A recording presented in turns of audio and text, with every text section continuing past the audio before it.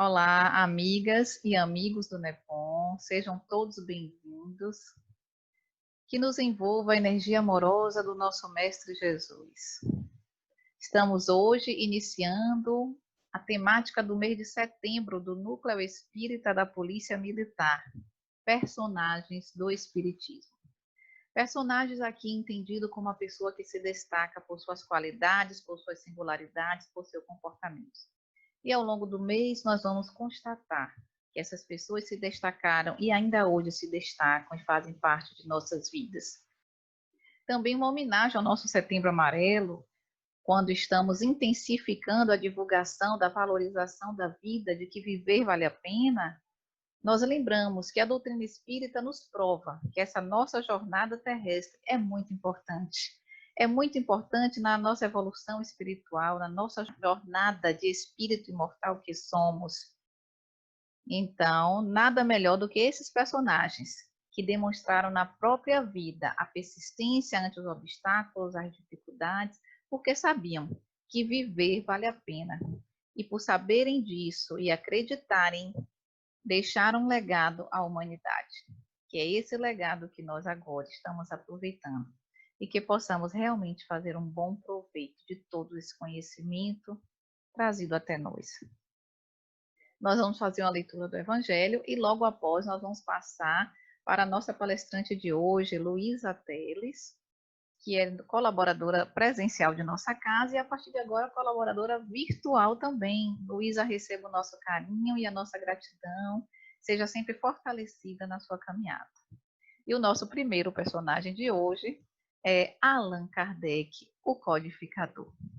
Aquele que aceitou a missão de trazer o Consolador prometido por Jesus, de codificar o ensino dos Espíritos para toda a humanidade.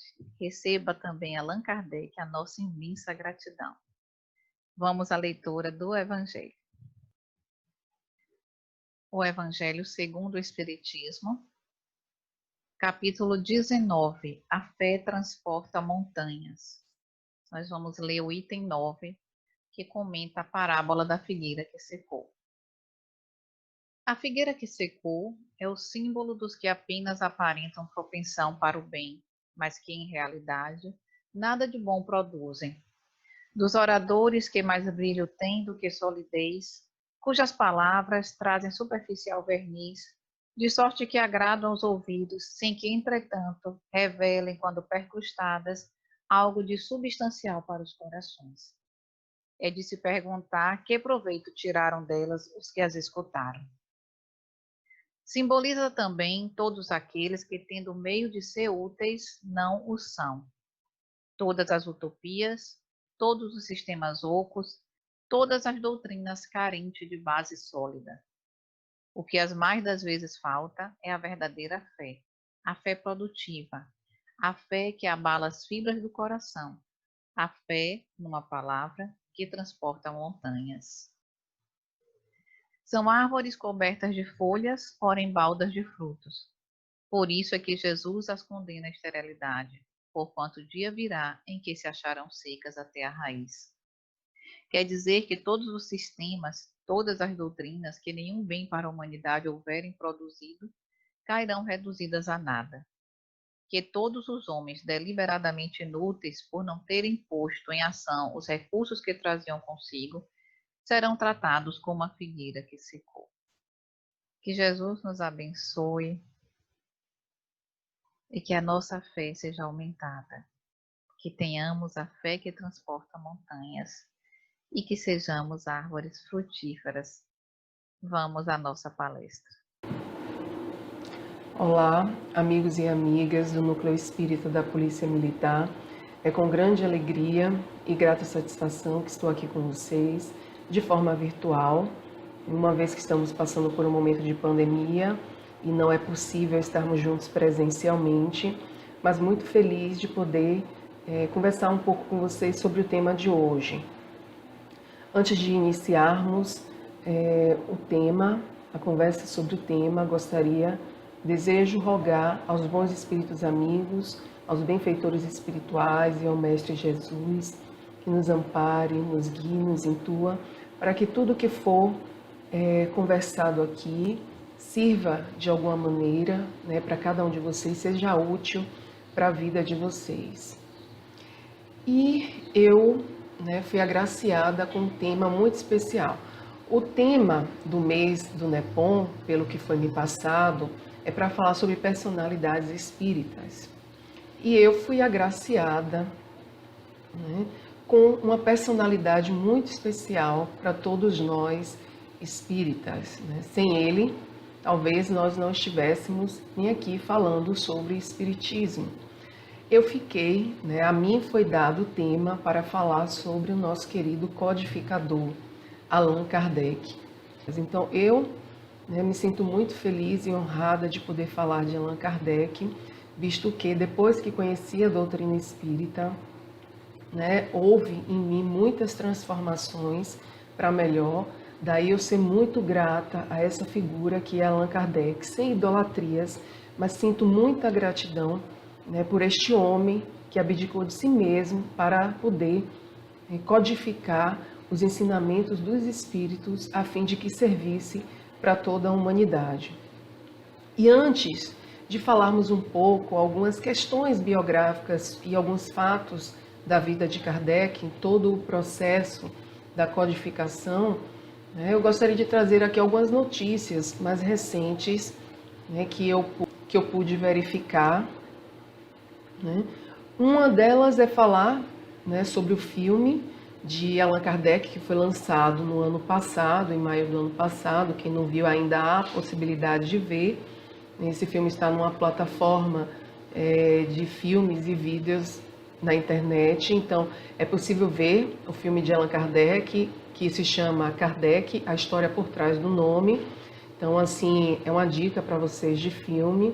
Há também uma informação recente, né, que eu tive acesso, que é sobre descobertas de cartas, né, de algumas cartas de Allan Kardec, que traz mais informações da vida dele. Essas cartas têm sido pesquisadas por Doreen Conte, uma médium espírita, né, estudiosa, pesquisadora.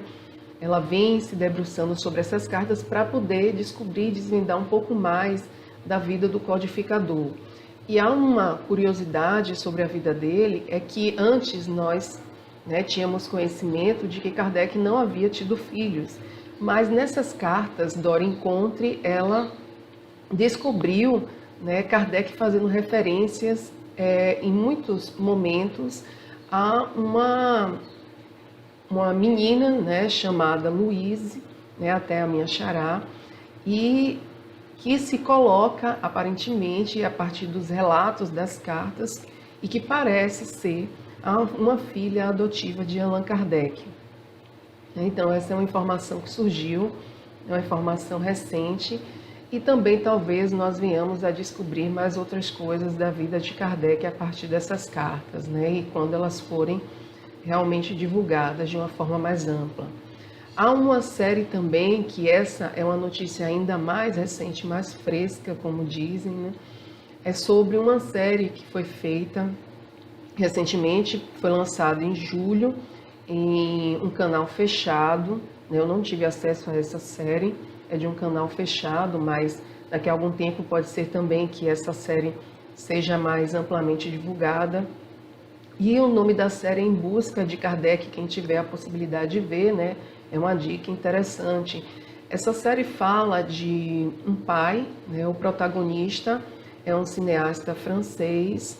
Ele, como pai, perde sua filha e a partir dessa perda, ele se aproxima da história de Kardec e da doutrina espírita para tentar ressignificar, né, o luto que ele vinha sofrendo a partir, né, da desencarnação da filha dele. Esse roteiro foi escrito também junto com Doreen Conte, né, ela participa também desse projeto, e essa série ela está sendo transmitida, como eu falei, em um canal fechado. Então são algumas informações recentes, né, de Allan Kardec, do codificador, né, que trazem informações da vida dele, né, de quem foi esse homem, e que pode agregar e muito para todos nós espíritas, para conhecermos ainda mais, né, sobre o codificador, essa figura singular e tão importante para nós espíritas. Assim, para que nós possamos ter conhecimento de quem foi Allan Kardec, nós vamos trazer algumas informações sobre a vida dele, né? Desde a infância até o momento em que ele se torna o grande codificador, né? Aquele que reuniu os ensinos dos espíritos e divulgou a partir dos livros da codificação e outras obras em que ele deixou publicada, como a Revista Espírita, por exemplo, dentre outras, né? Allan Kardec, na verdade, era o pseudônimo de Hippolyte Léon Denisard Rivaio, que nasceu em Lyon em 3 de outubro de 1804. Rivaio, ele vem de uma família tradicional lionesa, católica, teve uma formação católica, seu pai era juiz, né? Então, a maioria de seus familiares se distinguiam na advocacia, na magistratura. Dois biógrafos de Allan Kardec, né, Zeus Van Tuyl e Francisco Thyssen, eles vão trazer uma informação de Kardec desse período da infância que é interessante a gente falar aqui, porque já começa a mostrar um perfil de quem é este codificador, né? Quem é Allan Kardec. O que diz Zeus Van Tuyl e Francisco Thyssen na obra, esta obra aqui, quem tiver a oportunidade de comprar, né, para ler, que é uma das obras, né, uma das biografias mais completas de Kardec, Allan Kardec, o educador e o codificador.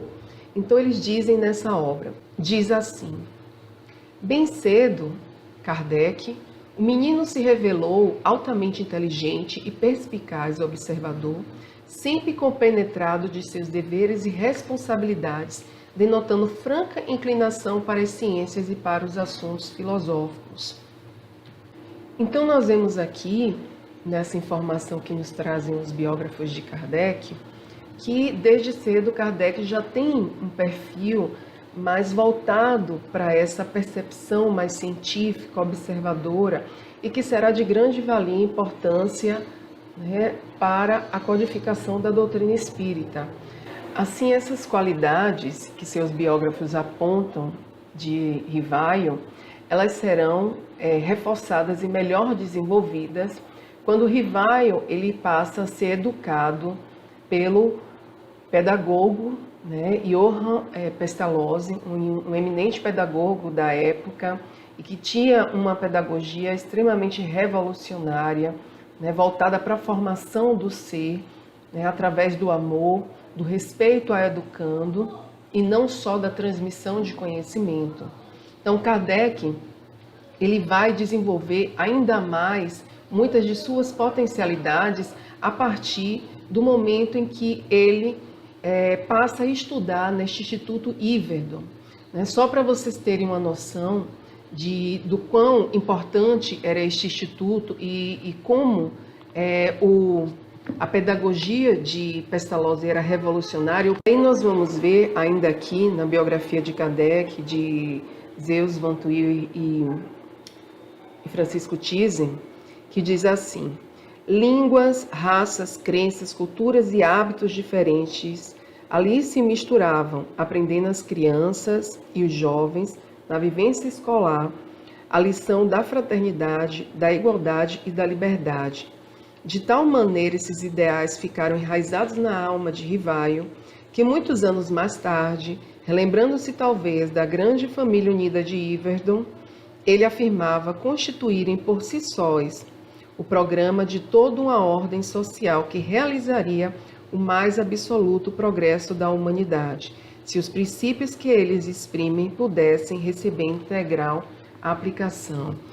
E só posteriormente, quando da codificação da doutrina, né, quando nós temos acesso aos conhecimentos espíritas e também pela própria prática e vivência de Allan Kardec desses ensinamentos que ele havia codificado, nós vemos o quanto foi importante essa formação mais amorosa nesse Instituto Yverdon, essa formação mais livre, né? de autorresponsabilidade, porque na biografia, as informações que estão trazidas deste instituto é que Pestalozzi, ele buscava, né, deixar o educando livre para agir, né, buscando alimentar em cada criança, em cada jovem, a autorresponsabilidade, a responsabilidade sobre si mesmo, né, de cumprir o dever, assim também como na biografia fala que não havia castigos. Então, era realmente uma educação através do amor, do respeito a cada indivíduo. Além de que Kardec tinha contato com diversas crianças e jovens de diversas partes do mundo, né, que iam para esse instituto em vista de ser um instituto renomado. Era um instituto em que a nobreza, né, mandava seus filhos, né, as famílias nobres, as famílias abastadas mandavam seus filhos para o instituto, e realmente era uma educação revolucionária para a época, né, pautada principalmente no amor e no respeito à liberdade a cada indivíduo e suas características. E Kardec, então, após, né, se tornar um pedagogo, um educador renomado na França, ele escreveu vários livros voltados para a educação, tinha um nome reconhecido na área educacional. E é quando, em 1854, Kardec ouve pela primeira vez falar das mesas girantes, através do seu amigo, né, o senhor Fortier, que chega até ele. Fortier era um magnetizador, né, amigo de Kardec, das relações de Kardec, e chega até Kardec para falar dessas mesas girantes, que era a sensação daquele momento no século XIX. Mas antes desse fenômeno das mesas girantes, né, e da proporção que tomou na época e chamou a atenção de Kardec, nós podemos falar sobre o famoso caso das irmãs Fox, né, em que os espíritos passaram a se manifestar na casa das irmãs Fox, na América, e passaram a se comunicar com as crianças, e depois, né, tomou uma repercussão muito grande. As meninas foram, vamos dizer assim, investigadas, né, foram testadas cientificamente falando, para poder se desvendar o que era aquele fenômeno, aquelas comunicações, né, e o poder que essas médias tinham nesse processo de comunicação com os espíritos. Então, esse caso das irmãs Fox antecedeu aos fenômenos das mesas girantes, que ganharam grande proporção, principalmente na Europa.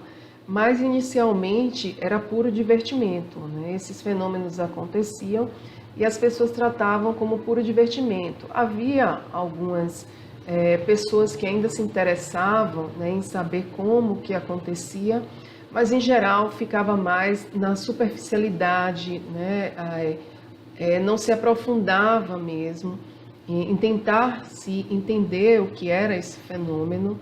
Alguns atribuíam, inclusive, que foi também o que Kardec imaginou ser, que poderia ser em decorrência do magnetismo, né, o magnetismo animal, que já era conhecido na Europa e estudado. Kardec, inclusive, ele teve conhecimento e acesso ao magnetismo, né? Ele mesmo vai dizer que o magnetismo antecipa, né, a doutrina espírita. E aí tem na Revista Espírita de 1858, que o próprio Kardec vai dizer assim, né? O magnetismo preparou o caminho do espiritismo, e o rápido progresso desta última doutrina se deve incontestavelmente à vulgarização das ideias sobre a primeira. Dos fenômenos magnéticos, do sonambulismo e do êxtase, as manifestações espíritas não há mais do que um passo. Tal é a sua conexão que, por assim dizer, torna-se impossível falar de um sem falar do outro. Se tivéssemos que ficar fora da ciência magnética, nosso quadro seria incompleto e poderíamos ser comparados a um professor de física que se abstivesse de falar da luz. Então, Kardec traz essa informação na Revista Espírita de 1858, e é essa, inicialmente, né, a resposta que Kardec dá, né, que pode ser uma ação do magnetismo, ou pode ser algo relacionado à eletricidade, para o fato dessas mesas estarem se movimentando. Ele não via outra explicação, né? A explicação mais plausível para esse homem, né, que tinha um perfil de cientista, era um cientista, um pesquisador, um estudioso, né, que tinha esse olhar científico e essa mentalidade mais científica. A explicação dele para esse fenômeno só poderia ser em razão do magnetismo ou da eletricidade ou qualquer fluido que eles talvez desconhecessem, né? A ação de fluidos que eles talvez desconhecessem. Então, quando o senhor Fortier fala a Kardec sobre as mesas girantes, a primeira explicação que Kardec dá é em relação a isso, né? Que pode ser a ação do magnetismo. E também o senhor Fortier era um magnetizador. Mas, passado um tempo depois, o senhor Fortier encontra Kardec novamente e fala a Kardec sobre, mais uma vez, o fenômeno da mesa girante, só que ele traz mais uma informação. O senhor Fortier diz a Kardec que as mesas não só se movimentavam, giravam, mas essas mesas passaram a responder aquilo que se perguntava a elas. Ou seja, dava respostas inteligentes às pessoas, né, que estavam participando das sessões. E aí desperta a curiosidade de Kardec, porque ele vai dizer que não era possível que as mesas falassem, né, que os objetos falassem, visto que não tinham cérebro. E foi em 1855, na casa da sonâmbula senhora Roger, né, em companhia do senhor Fortier, que Kardec nos diz, né, quando ele presencia as mesas, os fenômenos das mesas girantes. Ele vai nos dizer no livro Obras Póstumas: foi aí que, pela primeira vez, presenciei o fenômeno das mesas que giravam, saltavam e corriam em condições tais que não deixavam lugar para qualquer dúvida. Eu entrevia naquelas aparentes futilidades, no passatempo que faziam daqueles fenômenos, qualquer coisa de sério, como que a revelação de uma nova lei, que tomei a mim estudar a fundo. Então, a Kardec, a partir deste momento, né, ele passa a estudar, a observar e a frequentar essas sessões das mesas girantes e a analisar e a anotar, para que ele pudesse entender melhor o que é que se passava por trás daqueles fenômenos. Ele percebeu que havia algo mais ali, né, que havia uma causa inteligente para aquelas respostas que eles estavam obtendo dos espíritos, né, daqueles seres que se comunicavam. Então, se havia respostas inteligentes, por trás daquelas respostas só poderia haver uma causa inteligente. E aí que ele vai dizer que foram nessas reuniões que ele começou os estudos sérios, né, sobre aquelas revelações e que deu origem à doutrina espírita. E ele vai dizer que aplicou a essa nova ciência, como fizera até então, um método experimental. Ele nunca elaborou teorias preconcebidas, então era observação cuidadosa, comparava aquilo que ele observava, deduzia as consequências dos efeitos e procurava remontar as causas, por dedução e pelo encadeamento lógico dos fatos, como o próprio Kardec nos revela em Obras Póstumas, né? Então, ele não admitia por válida uma explicação, senão quando resolvia todas as dificuldades da questão. E nesse processo de observação, né, de colher informações, Kardec recebia mensagens de diversas partes do mundo. Então, os ensinamentos da doutrina espírita não partiu de um homem, né, de nenhum homem, não foi Kardec que trouxe esses ensinamentos da doutrina, partiu dos espíritos, né, da comunicação dos espíritos. Então, Kardec fazia a observação daquilo, né, que ele via e também daquilo que ele recebia enquanto mensagem, e essas informações vinham de várias partes do mundo, o que dá um caráter universal a esses ensinamentos. E o que é que Rivaio nos diz, né, sobre aquilo que ele tinha observado e começou a observar, né? Posteriormente, Allan Kardec. Ele fala em Obras Póstumas, abre aspas, compreendi antes de tudo a gravidade da exploração que iria empreender, Percebi naqueles fenômenos a chave do problema tão obscuro e tão controvertido do passado e do futuro da humanidade. A solução que eu procurara em toda a minha vida era, em suma, toda uma revolução, nas ideias e nas crenças. Fazia-se mister, portanto, andar com a maior circunspecção e não levianamente, ser positivista e não idealista, para não se deixar iludir. Fecha aspas. Por que Kardec traz essa ideia? Porque até então, pelo que ensinava a doutrina católica, o catolicismo, as pessoas, quando morriam, desencarnavam, elas iam para o céu, inferno ou purgatório. E quando Kardec passa a ter contato com as manifestações dos espíritos e a analisar aquelas mensagens dos espíritos, ele logo percebe algumas coisas que são básicas na doutrina. O que é que ele nos diz, Kardec?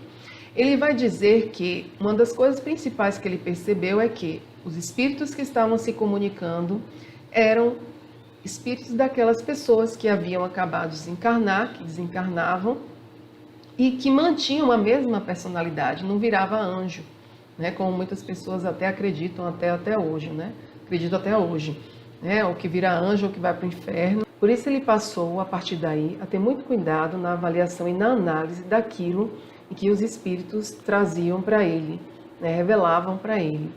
Ele percebeu que tinha que ter cuidado porque havia vários níveis de espíritos que se comunicavam, ou seja, espíritos mais inteligentes, espíritos menos inteligentes, espíritos que tinham um caráter duvidoso. Então, a partir disso, é que ele passa a ter um cuidado até maior na análise daquelas comunicações. Além disso, o simples fato da comunicação já revelava também a existência de um ambiente espiritual, de um mundo invisível. E isso também já tirava e quebrava a ideia prevalecente da religião católica da existência somente de 3 lugares aqui, onde os quais os espíritos poderiam estar após a morte, a depender das condutas que eles tinham enquanto encarnados. Então, essas percepções iniciais de Kardec fazem com que, a partir dali, ele estabeleça critérios de ação para a codificação da doutrina espírita, usando um método de observação, de análise cautelosa, minuciosa, de comparação das informações que ele recebia dos espíritos. E o segundo ponto, não menos importante, era que aquela comunicação permitia se conhecessem o estado desse mundo, seus costumes, se assim nos podemos exprimir.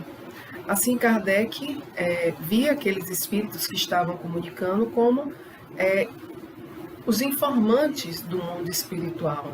Ele ainda faz analogia de como se ele estivesse chegando em alguma determinada localidade, cidade, país, e visse os habitantes daquele país, daquele lugar, como as pessoas que poderiam lhe trazer informações da cultura, dos hábitos daquele ambiente, do visitante. E assim ele via os espíritos. As comunicações dos espíritos eram a oportunidade que Kardec tinha de conhecer um pouco mais da vida espiritual. O que acontecia, como esses espíritos estavam vivenciando na esfera espiritual. E também foi nesse momento inicial que houve essa mudança de nome, de Rivaio para Allan Kardec. O que nós sabemos, que o próprio Kardec fala, é que ele escolheu esse pseudônimo de Allan Kardec por conta de uma revelação do espírito protetor dele, chamado Zéfiro. Esse espírito fala que eles foram amigos, foram conhecidos no tempo dos druidas, e ele se chamava Allan Kardec. Então, quando Kardec vai publicar o Livro dos Espíritos, para que não houvesse confusão entre a doutrina espírita e as suas publicações enquanto educador, visto que seu nome era bem conhecido no meio acadêmico, no meio da educação, para que não houvesse a confusão, ele resolveu assumir esse nome que foi revelado a ele da época dos druidas, o nome de Allan Kardec. Então, a partir do momento em que ele vai lançar o Livro dos Espíritos, ele assume esse pseudônimo e é conhecido por todos nós, né, pelos espíritas, como o codificador da doutrina chamado Allan Kardec. E na biografia de Kardec, Manto e Thyssen, eles vão falar sobre essa troca de nomes e dizem assim, abre aspas, a verdade é que, ao adotar o pseudônimo Allan Kardec, deu valioso testemunho não somente de fé, mas igualmente de humildade, pois seu nome civil era um dos mais ilustres da França. Ele descendia da antiga e conceituada família, cujos membros brilharam na advocacia e na magistratura. Uma pessoa com tantos méritos e nome tão ilustre não precisava ocultar-se senão por nobres razões, por trás de um pseudônimo. Aqui, esses biógrafos reconhecem essa atitude nobre de Allan Kardec de trocar o nome para que a doutrina ela pudesse ser conhecida não pelo nome daquele que a codificou e até ser confundido os ensinamentos como se fosse de Allan Kardec, mas que a doutrina sobressaísse para além do nome que estava por trás da codificação. E é nesse início também de observação dos fenômenos, né, das mesas girantes, das manifestações dos espíritos, e que Kardec vai ser advertido em relação à sua missão. Né? O Espírito de Verdade vai falar que a missão de Kardec, enquanto codificador da doutrina, não será uma missão fácil. E o que é que diz esse Espírito em Obras Póstumas? Né? Abre aspas, previno-te de que é rude a tua, a missão, porquanto se trata de abalar e transformar o mundo inteiro. Não suponhas que te baste publicar um livro, 2 livros, 10 livros, tem que expor a tua pessoa. Suscitarás contra ti ódios terríveis. Inimigos encarniçados se conjurarão para a tua perda. Ver-te-ás abraços com a malevolência, com a calúnia, com a traição mesma dos que te parecerão mais dedicados. Fecha aspas. E o Espírito de Verdade ainda diz mais, né, para Kardec, que ele confirma a missão e também recomenda a Kardec discrição.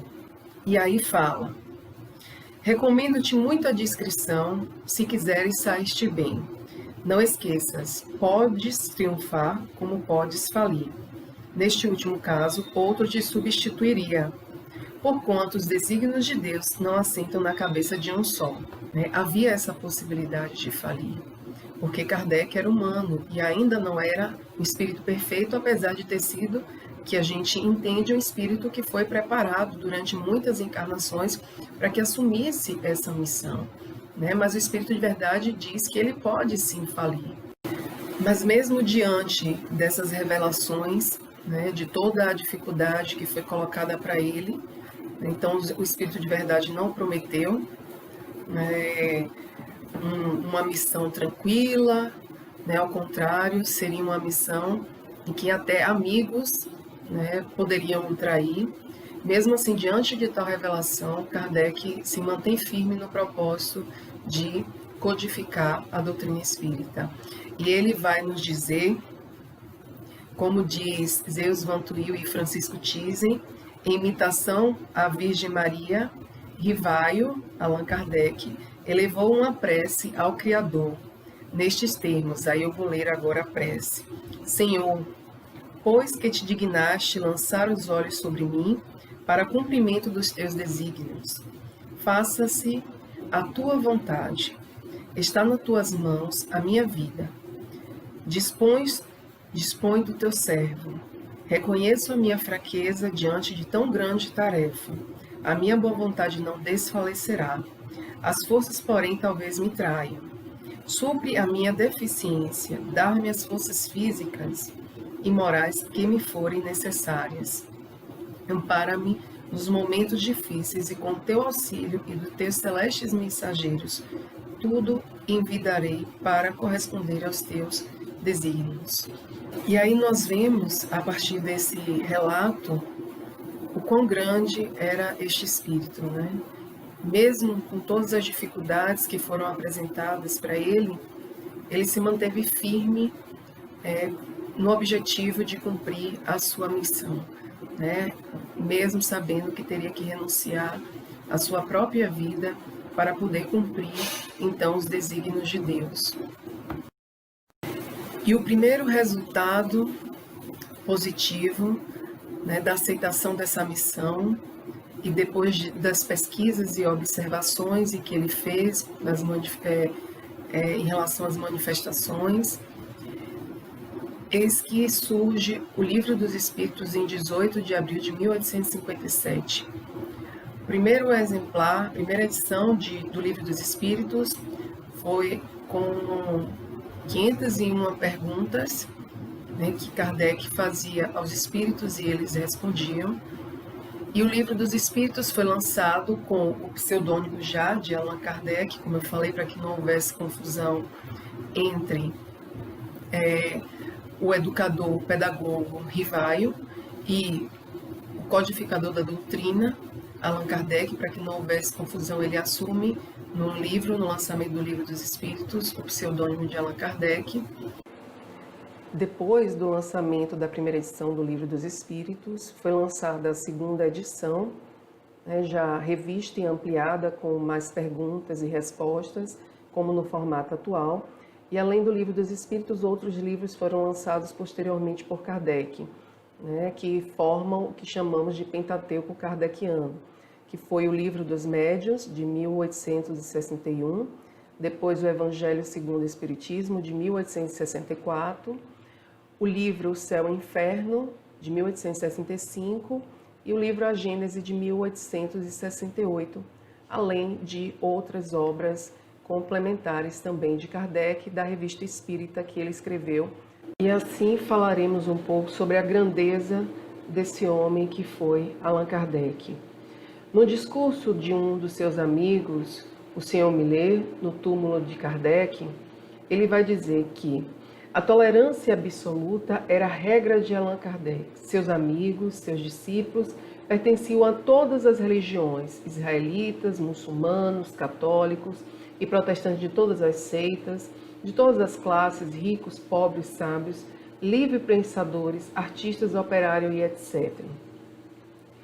Então, esse seu amigo reconhece essa tolerância absoluta de Kardec diante das pessoas, diante daqueles que ele convivia, né? E isso também a gente pode até fazer um pouco de relação com os anos iniciais de Kardec no Instituto de Yverdon, né? Porque Kardec ele pôde conviver com pessoas de diversas partes do mundo, né? De diversas culturas. Talvez venha daí esse exercício de lidar com o outro, de lidar com a alteridade, né? E é um importante aprendizado essa postura de Kardec, porque mostra que nós espíritas, né, a partir da postura do codificador e de todo o ensinamento que a doutrina nos traz, que nós não devemos impor nada a ninguém. Temos que buscar o tempo todo respeitar o outro com as suas características, com as suas individualidades, no seu tempo, né, de despertar a consciência. Então não devemos impor nada a ninguém. Uma vez que compreendemos a doutrina espírita, o ensinamento do Cristo, devemos nos colocar no papel de educadores, de pessoas que auxiliam, né? E não daqueles que violentam a consciência das pessoas simplesmente porque elas pensam diferente de nós. Nós estamos vendo o que está acontecendo no mundo, né? De tanta violência, de tantas brigas, de tantas confusões, né? Não só na sociedade como um todo, mas dentro dos lares, e tudo isso por conta da intolerância, da falta de empatia, da falta de amor ao próximo, de compreensão do outro, daquilo que ele é, como ele se apresenta. E assim, com essa postura de tolerância e com os ensinamentos que a doutrina nos traz, que nada mais é do que traz muito dos ensinamentos de Jesus, nos mostra o quanto devemos exercitar essa tolerância em nós. Então Kardec, né, se apresentando a partir do que traz o seu amigo como essa pessoa tolerante, né, é um bom exemplo que nós também devemos seguir. Assim, quem conhece a doutrina espírita sabe que nós não devemos violentar nenhum tipo de consciência, visto que cada um tem o seu processo de crescimento, de evolução, o seu tempo de despertar. Então não cabe a nós, né, julgar ninguém, não cabe a nós condenar ninguém, mesmo porque também nós temos as nossas dificuldades e o tempo todo, né, precisamos do perdão e da tolerância dos outros para com as nossas imperfeições. Assim, essa informação sobre Kardec é uma importante lição para nós espíritas, né, no sentido de que devemos buscar sempre exercitar esse lado, né, mais tolerante, mais paciente, mais compreensivo e misericordioso. O Cristo já havia nos advertido no Sermão da Montanha: bem-aventurados aqueles que são misericordiosos. Então a misericórdia em relação ao outro deve estar acima de tudo. Eu gosto muito de uma passagem do Evangelho, do capítulo 25, né, do título Buscai e Achareis, que no item 11, que vai nos dizer, eu sempre cito esse trecho porque é algo que eu exercito muito na minha vida, para que as minhas ideias, as minhas verdades não sejam impostas àquelas pessoas que convivem comigo e principalmente colocadas de uma forma violenta. É algo que a gente deve sempre exercitar, né, a tolerância. E o trecho do Evangelho diz assim: o mesmo diz hoje o Espiritismo a seus adeptos: não violenteis nenhuma consciência, a ninguém forceis para que deixe a sua crença a fim de adotar a vossa. Não anatematizeis os que não pensem como vós, acolhei os que venham ter convosco e deixai tranquilos o que vos repelem. Lembrai-vos das palavras do Cristo. Assim, com essa mensagem do Evangelho, nós vemos que esse deve ser o nosso exercício diário, né? O exercício da tolerância, do respeito ao outro, porque muitas violências acontecem na sociedade simplesmente porque as pessoas se acham no direito de querer impor aquilo que elas acreditam a outra pessoa.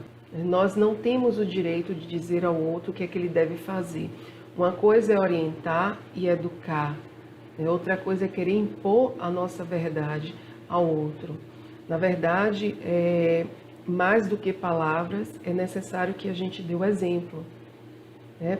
Porque o exemplo, a nossa transformação é que poderá sim influenciar de uma forma efetiva o outro. Então nós nos mudamos primeiro antes de querer que o outro mude. E na verdade nós nem temos o direito de exigir que o outro mude, né? A transformação tem que partir de nós, porque nós não vamos mudar ninguém, só mudamos a nós mesmos. Então a tolerância de Kardec é algo que deve ser tomado como exemplo para todos nós, dessa figura, dessa personalidade tão importante para a doutrina espírita, né?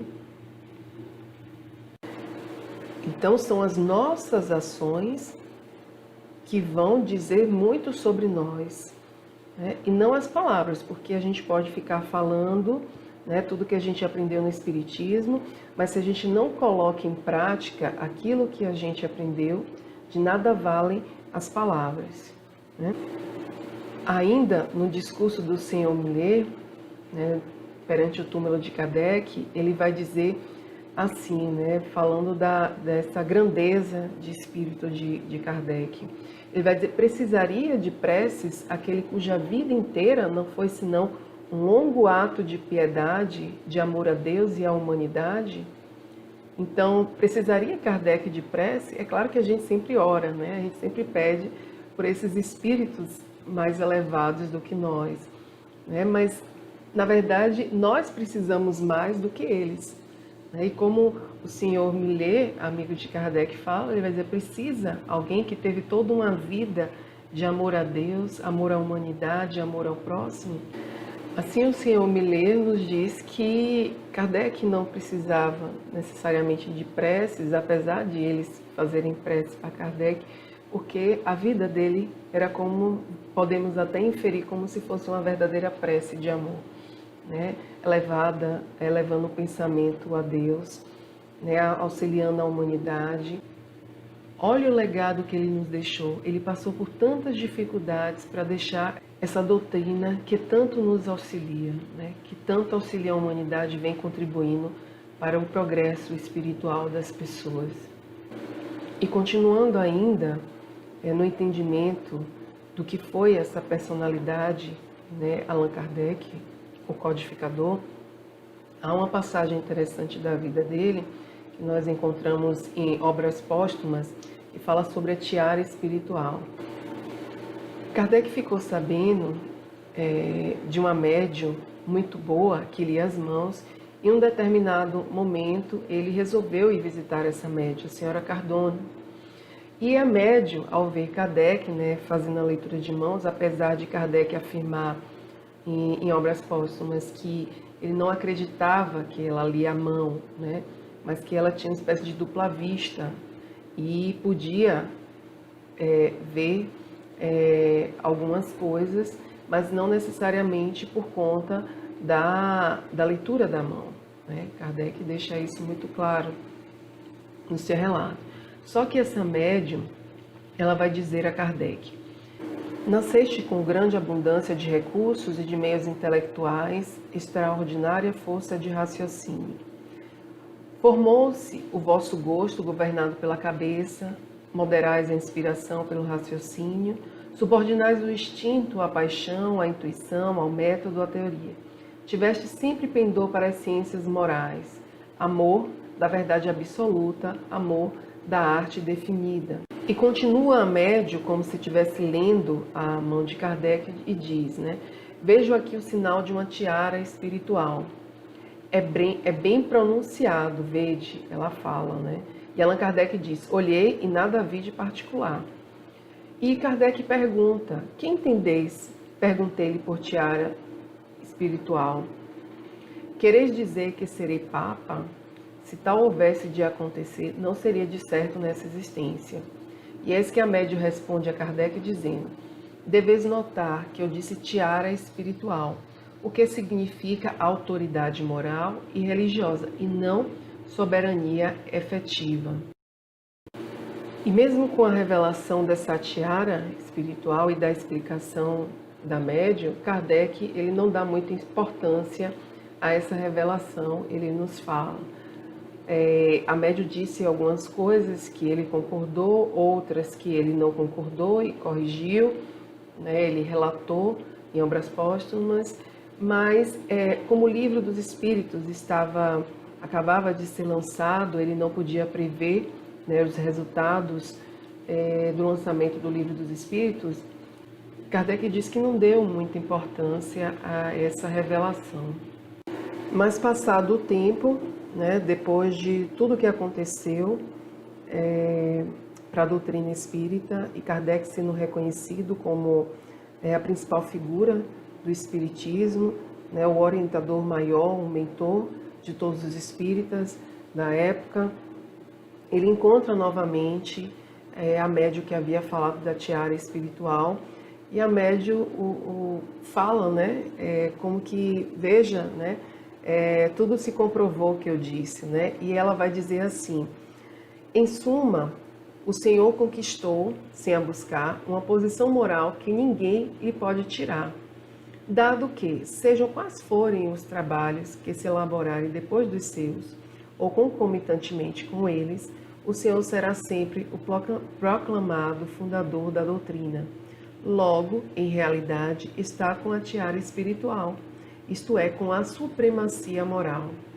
Reconheça, portanto, que eu disse a verdade, né? Então, ela chega a fazer, né, vamos dizer assim, esse comentário mais um tanto, entre aspas, irônico em relação a Kardec, porque ele o tempo todo se colocou como aquele que não acreditava nessa leitura da mão. Então, por isso ela fala, né, a médium: reconheça, portanto, que eu disse a verdade, porque ele realmente se tornou uma autoridade moral diante dos espíritas e até de não espíritas, né, que podiam não seguir a doutrina, mas ainda assim respeitava essa figura que se colocava como aquele fundador da doutrina espírita. Um outro ponto que é colocado dessa personalidade, Allan Kardec, que eu acho que é relevante para que sirva também de ensinamento para todos nós, é com relação ao exercício da caridade verdadeiramente cristã. Kardec exercia verdadeiramente a caridade cristã. E quem vai nos falar sobre isso é o biógrafo dele, Henri Soucy, no livro Biografia de Allan Kardec, um outro livro para vocês lerem e analisarem, em que ele vai falar assim: um ponto sobre o qual não atraí a vossa atenção, mas que devo assinalar, é a caridade verdadeiramente cristã de Allan Kardec. Dele se pode dizer que a mão esquerda ignorou sempre o bem que fazia a direita, e que esta também não conheceu os golpes desferidos à outra por aqueles a quem o reconhecimento é um fardo excessivamente pesado. Cartas anônimas, insultos, traições, difamações sistemáticas, nada foi poupado a esse intrépido lutador, a essa alma grande e varonil que penetrou integralmente na imortalidade. Ele vivenciou aquilo que ele propagava, que ele difundia, que era o conhecimento espírita. E também nos dá uma importante lição sobre a necessidade da caridade, do exercício da caridade, principalmente com a caridade em relação aos nossos adversários. Porque tudo que foi revelado a ele sobre a missão das dificuldades que ele passaria se concretizou. O próprio Allan Kardec vai dizer que tudo que foi dito a ele aconteceu, das calúnias, das injúrias, das traições, principalmente daqueles que se diziam amigos e o traíam, mas Kardec procurava se colocar acima da humanidade, desses acontecimentos menores, quando ele pensava na dimensão da sua missão e de tudo aquilo que ele já havia aprendido no contato com os espíritos. Kardec ele vai nos dizer que ele não perdia tempo com contendas inúteis, com discussões inúteis, com aqueles principalmente que nem tinham conhecimento da doutrina e ainda assim falava mal da própria doutrina. Kardec nos diz que quando ele precisava responder a algo que se falava contra ele, ele respondia não necessariamente para rebater aquilo que haviam dito contra ele, mas sempre com o intuito de esclarecer aos espíritas, ou de instruir. Então, as respostas que Kardec às vezes dava aos adversários tinham cunho educativo, trazendo explicações e esclarecimentos sobre a doutrina, para que as pessoas que já estavam na doutrina ou que tinham simpatia e pretendiam aderir à doutrina espírita, a vivenciar a doutrina espírita, não acreditassem nas calúnias, naquilo que se dizia contra ele que era falso. E Kardec, ele assim pôde, o tempo todo, nas dificuldades, exercer a caridade verdadeiramente cristã, que é aquilo que o Cristo nos disse, amar os nossos inimigos, perdoar não 7 vezes, mas 70 vezes 7 vezes. Então, toda a sua vida, nesse período em que Kardec codificou a doutrina, ele exercitou a caridade com aqueles que se colocavam como seus adversários e seus inimigos, e principalmente inimigos da doutrina espírita. Há um fato interessante que está na Revista Espírita, que fala sobre os milhões de Allan Kardec. Um padre, no intuito mesmo de prejudicar a imagem de Allan Kardec e assim fazer com que as pessoas não aderissem à doutrina espírita, porque com os ensinamentos do espiritismo, muito do que Kardec revelou através dos espíritos ia de encontro com o que a igreja pregava, E as pessoas vinham aderindo à doutrina espírita,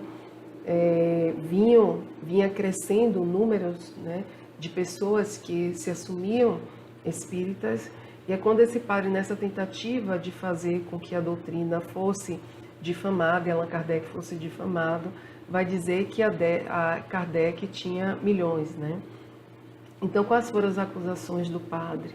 O padre dizia que Kardec andava de carruagem puxada por 4 cavalos, né? Gastava muito dinheiro em Paris, que tinha fortunas vindas da Inglaterra e que ele vendia os manuscritos dele, das obras espíritas, num valor extremamente alto, exorbitante, né? Então, essas foram algumas das acusações desse padre em relação a Kardec. Só que Kardec responde a esse padre na Revista Espírita de 1862, né, como eu falei, não necessariamente para entrar numa briga com o padre, mas com o intuito de esclarecer aqueles que o seguiam e seguiam a doutrina espírita. E aí Kardec vai dizer assim: para ser imparcial, o senhor vigário deveria ter feito um paralelo com as quantias que as comunidades e os conventos subtraem dos fiéis. O Espiritismo, a seu turno, mede sua influência pelo bem que faz, pelo número de aflitos que consola e não pelo dinheiro que ajunta. Então, se Kardec tivesse acumulando riquezas, ele estaria indo de encontro a tudo aquilo que ele vinha disseminando, né, através das obras espíritas. E o próprio Kardec, ele faz o padre então saber, abre aspas, o Espiritismo não é, nem pode ser um meio de enriquecimento. Se eu possuísse a que me atribuem, e sobretudo se a devesse ao Espiritismo, seria perjuro aos princípios se a empregasse na satisfação do orgulho e na fruição de prazeres mundanos, em vez de colocá-la a serviço da causa cuja defesa abracei. Então, se Kardec estivesse enriquecendo, né, por meio da doutrina espírita, estaria indo de encontro, né, a tudo que a doutrina trazia e que ele havia pregado. Então, Kardec responde ao padre, né, ele presta contas a esse padre de tudo que o padre havia o acusado, para que pudesse ficar claro, não só para o padre, mas para todos aqueles, né, que buscavam também a doutrina espírita, ou como adeptos, ou até os próprios críticos, pudessem verificar que Kardec ele não estava enriquecendo e depois de muitas lutas, né, muitas batalhas vencidas, depois de 12 anos se dedicando à doutrina espírita, à divulgação da doutrina espírita, nós chegamos num momento delicado, que é o momento da desencarnação de Allan Kardec. E depois de passar por muitas dificuldades, né, conforme havia anunciado a ele, o Espírito de Verdade, de tudo que ele iria passar, em 31 de março de 1869, na véspera da mudança, né, de sua residência, Kardec empacotava os livros e organizava documentos no apartamento da Rua Santini, 159, e, passado das 11 horas da manhã, uma pessoa chega em sua casa, um caixeiro de livraria que bateu a sua porta para pegar algumas edições da Revista Espírita. É quando Kardec, ao entregar o pacote ao visitante, curvou-se sobre si mesmo e caiu, né, no chão sem dizer nada, com um rompimento, sofrendo a partir do rompimento de um aneurisma. E Kardec desencarnou. Uma surpresa para muitos de seus amigos, porque não se esperava, né, essa desencarnação tão precoce, mas Kardec também havia sido advertido, quando foi falado sobre a sua missão, que a sua vida também, de certa forma, seria encurtada em decorrência de tudo que ele iria fazer, de todo o desgaste físico que ele ia ter nesse processo de codificação da doutrina. Kardec poderia ter vivido mais se ele não tivesse assumido essa missão, mas ele resolve assumir e resolve deixar um legado para a humanidade, um legado de consolo, de amor, né, de humanidade, de benevolência, o reforço, o esclarecimento, principalmente do ensinamento do Cristo, né? E também as revelações dos Espíritos. E para encerrar este trabalho, né, eu trago aqui como uma mensagem, um pequeno trecho da biografia de Allan Kardec por Henri Sauce, em que ele diz: sejamos os fiéis discípulos de Allan Kardec. Lembremos-nos do que disse o mestre: de nada nos serve acreditar nas manifestações espíritas se não conformamos a nossa conduta aos princípios da doutrina espírita. O verdadeiro espírita é aquele de quem se pode dizer: ele vale mais hoje do que ontem. Seja este o único julgamento que possam fazer de nós, se quisermos ser dignos dos nossos antecessores, se quisermos permanecer como os verdadeiros discípulos de Allan Kardec. Assim, meus irmãos, elevemos os corações, meus amigos, unamo-nos, sustentemo-nos, auxiliemo-nos mutuamente na procura do bem e do belo, para um triunfo da justiça e da verdade, e para a difusão cada vez maior da filosofia espírita, tal como Nola ensinou Allan Kardec. Essa é a mensagem que eu deixo para vocês, que possamos seguir, né, essas orientações, as orientações dadas por Allan Kardec através dos livros da codificação e que aqui é reforçada por Henri Sauce. Muito obrigada e muita paz.